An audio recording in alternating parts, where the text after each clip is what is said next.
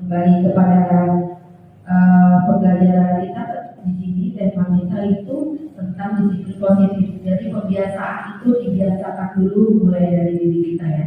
Kemudian di sini ada stimulus respon dan teori kontrol. Realitas kebutuhan kita sama, tetapi di dalam teori kontrol realitas atau kebutuhan kita berbeda. Kemudian di stimulus respon, kita mencoba mengubah orang agar berpandangan sama dengan kita. Ya, kita merubah konsep orang lain supaya sama kita. Nah, itu yang perlu benar-benar kita mantapkan dulu di diri kita, baru kita bisa mengeksplor ke orang lain. Kemudian di teori kontrolnya, ya, kita berusaha memahami pandangan orang lain tentang dunia. Ini udah makin luas lagi. Nah, di stimulus respon, perilaku buruk dilihat sebagai suatu kesalahan. Perilaku buruk dilihat sebagai suatu kesalahan.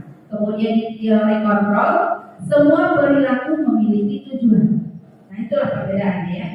Kalau di stimulus respon, perilaku buruk itu sebagai suatu kesalahan. Padahal itu belum tentu suatu kesalahan. Mungkin mencontohkan sesuatu, tetapi kayak sekarang ya, itu ada banyak sekali di sosmed itu sesuatu yang buruk ditunjukkan dulu, tetapi udah di-cut. Yang kelihatan cuma buruknya aja, tetapi di kesimpulan akhir itu tidak terlihat. Nah, seperti itu. Semua perilaku memiliki tujuan. Iya, di teori kontrol semua perilaku memiliki tujuan. Karena apa? Setiap apa yang akan kita berikan itu semuanya ada tujuannya. Kemudian orang lain bisa mengontrol saya, ya, karena ada umpan balik. Ya, seperti apa yang sudah kita sampaikan terlebih dahulu. Waktu itu kita ada umpan balik. Orang lain bisa menilai kita juga bisa menilai orang lain. Karena yang tahu kurang lebihnya kita, nilai plus kita itu adalah orang lain. Nah, Kemudian dalam teori kontrol, hanya Anda yang bisa mengontrol diri Anda. Benar. Yang bisa mengontrol diri kita yaitu kita sendiri. Contohnya waktu kita emosi.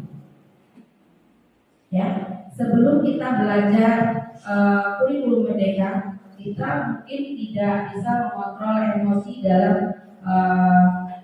menanggapi anak yang bikin kesel. Contohnya kita harus marah seperti itu Bapak Ibu. Tetapi dalam teori kontrol kita harus benar-benar mengontrol emosi kita. Kemudian pemaksaan ada pada saat bujukan gagal. Saat kita membujuk itu gagal, kita bisa memaksa. Itu pada stimulus respon. Tetapi dalam teori kontrolnya itu tidak seperti itu. Harus kolaborasi dan konsensus menciptakan pilihan-pilihan baru. Jadi tidak harus memaksa. Kemudian yang terakhir, model berpikir menang atau kalah. Dalam teori kontrolnya, model berpikir menang-menang. Jadi tidak ada kata kalah dalam teori kontrol seperti itu. Lanjut.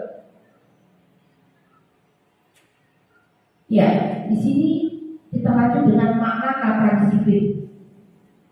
Seseorang yang memiliki disiplin diri berarti mereka bisa bertanggung jawab terhadap apa yang dilakukannya karena mereka mendasarkan tindakan mereka pada nilai-nilai kebajikan universal. Dalam hal ini, Ki Hajar Dewantara mengatakan pertanggungjawaban atau perantulilitik itulah selalu menjadi sisihannya hak atau kewajiban dari seseorang yang pegang kekuasaan atau pimpinan dalam umumnya. Ya, pertanggungjawaban atau sisihan hak kewajiban dari seseorang yang pegang kekuasaan. Jadi seseorang yang pegang kekuasaan itu bisa mempunyai tanggung jawab sendiri dan sisihannya tersendiri. Adapun artinya tidak lain adalah orang tadi harus mempertanggungjawabkan dirinya serta tertibnya laku diri dari segala hak dan kewajibannya.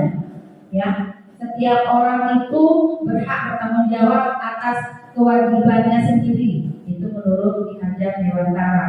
Kemudian tentang pemikiran, konsepsi, keteladanan,